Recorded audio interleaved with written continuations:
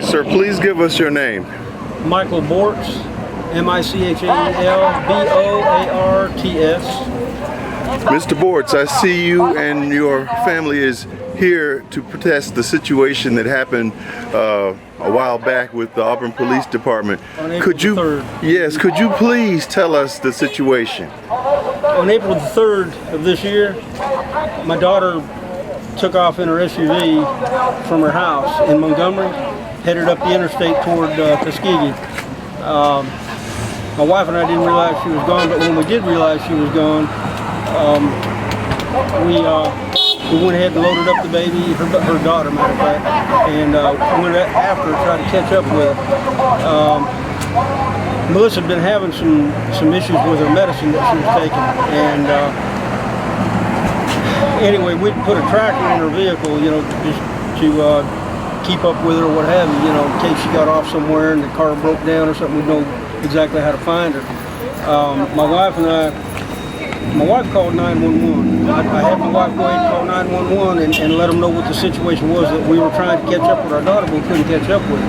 Because by then, she was threatening to cut herself, you know, cut her wrist. She had a pocket knife, a 3-inch pocket knife. That was the weapon the police keep talking about being a weapon. They give her a 3-inch pocket knife. And anyway, she got into Auburn, turned around, came back, and was headed back to Montgomery.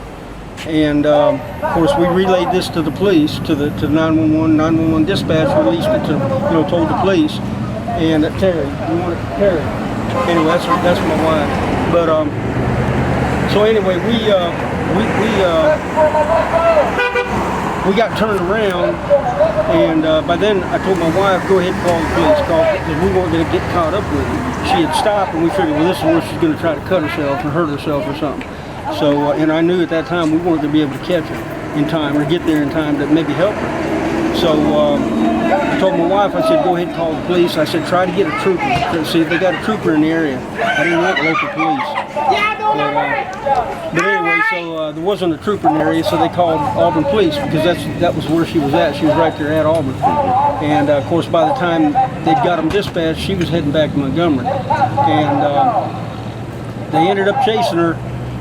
They got in behind her, and about the time they did that, we were coming off we got turned around, we were on the on-ramp, and we saw our car go by, so we took off. And we got in behind her, and then we moved over to let the police get behind her, and we followed them. And some traffic got in our way. They got going too fast, and some traffic got in our way, and exit 38 is where she ended up getting off the interstate on 81. And we didn't see her get off, you know, so we went past her. When we went past her, I realized she had gotten off that exit. And it took about 3 or 4 minutes to find a place to turn around.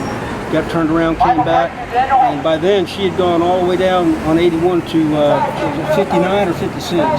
Either road 59 or 56, county, one of the two, to Red Creek Road.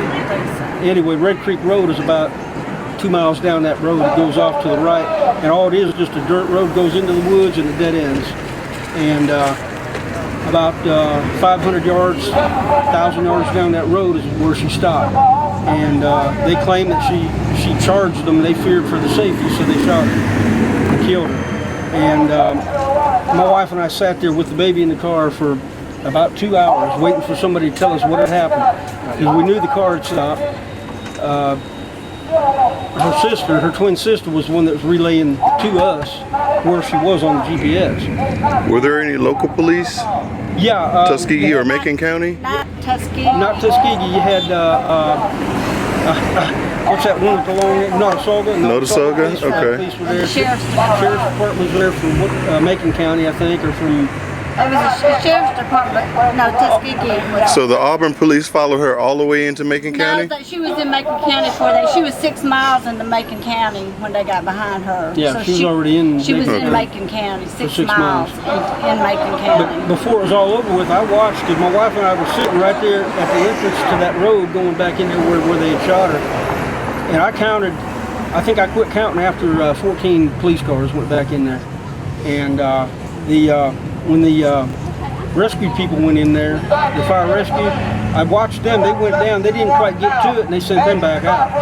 So I knew then there was, something, the worst must have happened, and But it took almost 2 hours or more before they even told us that she was dead. And the only way I found out was somebody came walking out from up there. I don't know who he was. Might have been with the fire department or something. I don't know. And I asked him, I said, what's going on down there? And he said, well, there's a female fatality. So I knew then my daughter was dead. And well, I see you have a shirt that says "Justice for Melissa." What do you all see as justice? What would you all like to see happen? The cops to be punished. There's too many cops killing innocent people and getting off because they can say they feared for their life or that it was an accidental shooting. And until justice starts being served, they're going to continue to do this because they know that nothing's going to happen to them. And we were right there, you know, if they were that afraid of a 5'4" woman, they could have stayed in their car, that we could have gotten out of ours and went to her. All they had to do was call her by her name to calm her down. She didn't know why the cops were there. She had no idea. They knew from the start, before they ever got her stopped. For 44 minutes, my wife was on the phone to 911 explaining to her what my daughter's situation was. They knew she had a pocket knife, a small pocket knife. They knew she was bipolar, diagnosed bipolar. She's diagnosed PTSD, and she was having an episode. Which is manic depressive. Manic depressive, and they knew this. They knew this for 40 minutes before they ever stopped her. Well, could you please state your name for the camera, please? My name is Terry Boarts.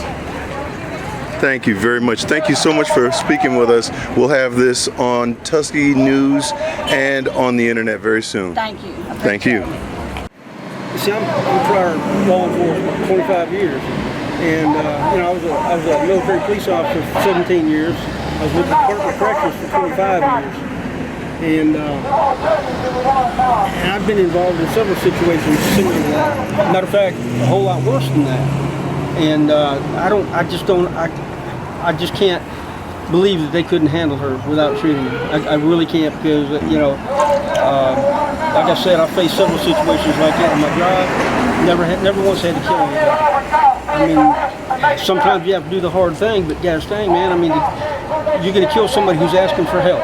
I mean, that doesn't make sense. No, it doesn't. It really doesn't. And we actually have an audio witness that was listening to a scanner that said it's almost like they felt enjoyment when they killed her.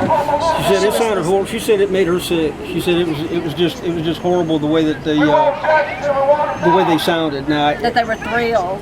maybe that's the way they sound when they're excited, when they're you know, hyper or something. I don't know, but she said it didn't sound like that. It sounded like something else, and it just made her sick. She said.